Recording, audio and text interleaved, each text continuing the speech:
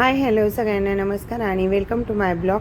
तर आज आमची ना सकाळीच 5 वाजल्यापासून तयारी चालू होती। तर मी पुरण शिजवून घेतलं आणि भाजी चालली होती। तर आज आमची दैना सुवासिनी होत्या।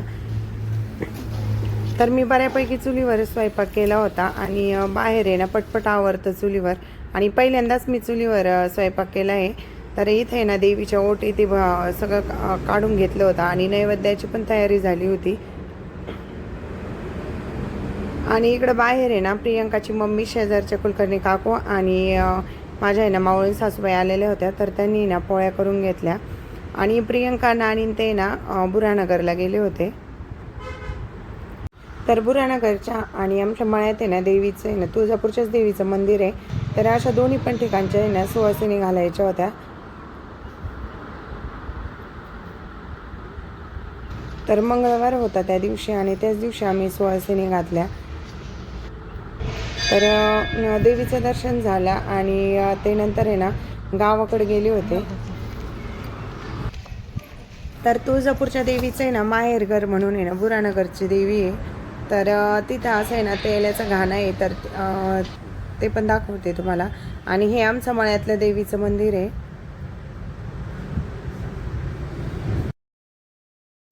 आणि बऱ्याच पोळ्या होत्या। तर बराच वेळ गेला यांना करायला आणि प्रियंकांना आहे ना यायला पण उशीर झाला होता।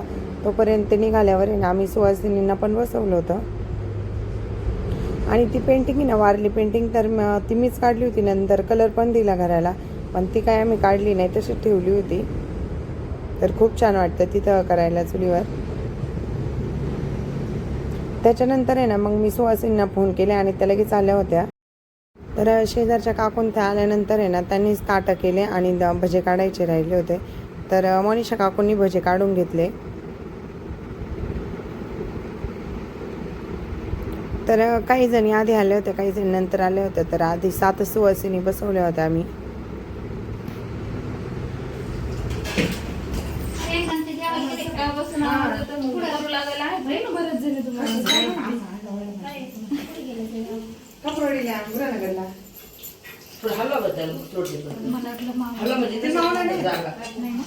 आणि त्यात आज चुलीवर स्वयंपाक होता म्हणल्यावर जा घरात ये बाहेर यातच बराच वेळ गेला।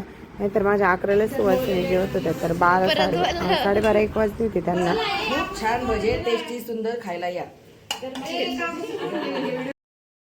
आणि प्रियंकाला आणि त्यांना येईपर्यंत आहे ना मी सुवासिनींना पण बोलवलं होतं आणि बसवलं पण होतं तोपर्यंत। कारण माझ्या सुवासिनी ना 11ला जेवत असतात। तर सगळ्यांनी आज काहीच खाल्लेलं नव्हतं आणि आज उशीर झाला होता त्यांना बसायला।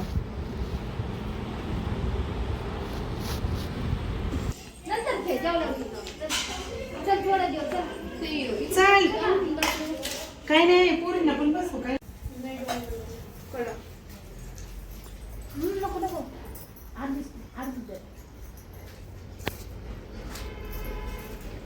सुवासिनींचं जेवण होईपर्यंत प्रियंका ते पण आले होते। तर त्याच्यानंतर आम्ही लगेच जेवण केलं होतं।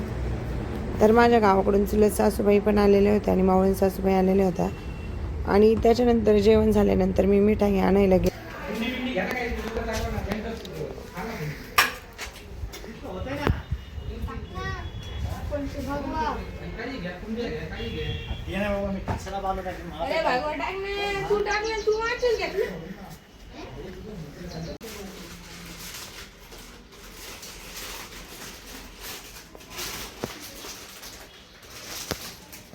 तर त्याच्यानंतर स्नेहलने आणि मी ना फळांच्या टोकऱ्या आणि ना फराळ केलं होतं। तर ते भरून घेतला। तोपर्यंत प्रियंकाचं पण मेकअप झालं होता आणि ती ना गार्डनमध्ये ना फोटोशूटला गेली होती। तर शिवांश आणि स्नेहल पाठवले होते मी त्यांच्यासोबत।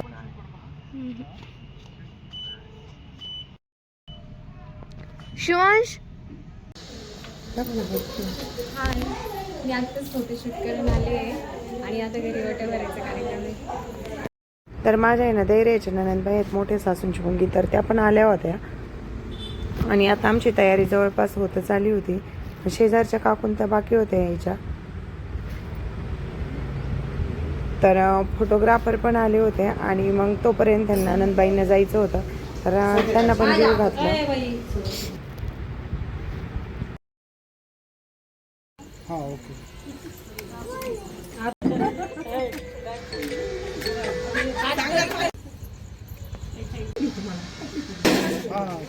पण ते मुवमेंट अशी आली पाहिजे. ओके घ्या क्लोज करा. थांबा आता मला फोटो पण घेऊ तसं.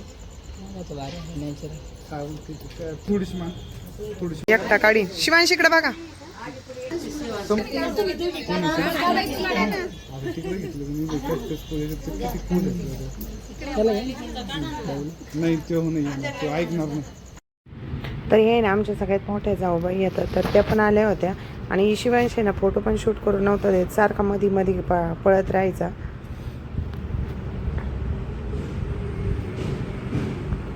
आणि फोटोवाल्या दादांनी ना व्यवस्थित म्हणजे ना वेगवेगळ्या सगळ्यांना पोज करायला लावल्या होत्या.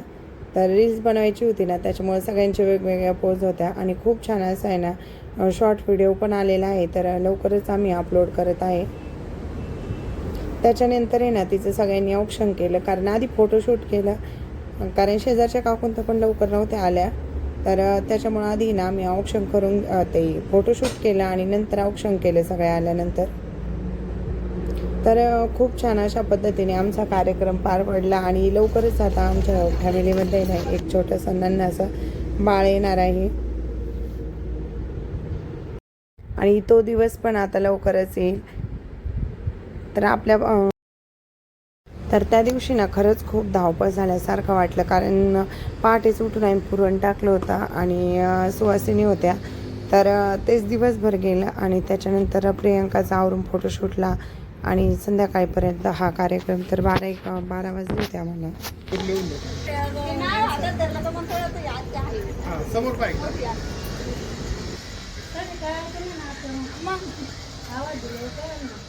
कानात बोला तिच्या करून आते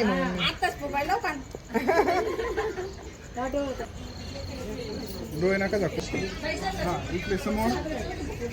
तर हे ना माझ्या मोठ्या जाऊबाईच्या दोन्ही मुली आता तर त्या आल्या त्यांच्या मम्मीसोबत आणि ते पॅच आणायचेच लक्षात नव्हते राहिले आमचे काका काकी आत्या मामा बाबा विसरून गेलो आम्ही.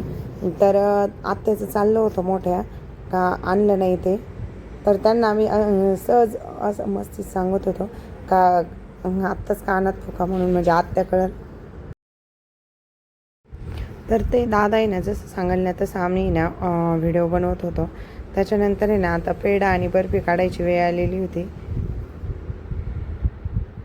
त्यालाच उघडायला वाटलं सगळं उघडायला हाताला जाऊ दे चला तेच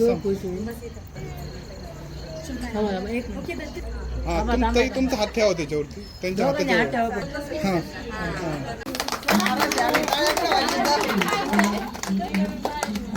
पाहिजे ते नंतरचा भाग आहे आता नाही. तर आहे ना आत्ता पण आहे ना पेढा आणि बर्फीचा खेळ करताना आहे ना पेढाच निघला होता आणि आता आम्हाला सगळ्यांना आशा आहे ना मुलीची आहे. तर पाहू आता काय होईल तो तर खेळच असतो पण चला जे नशिबात असतं ते होतच असतं कारण आजकाल मुलगा आणि मुलगी काही वेगळे नसतात.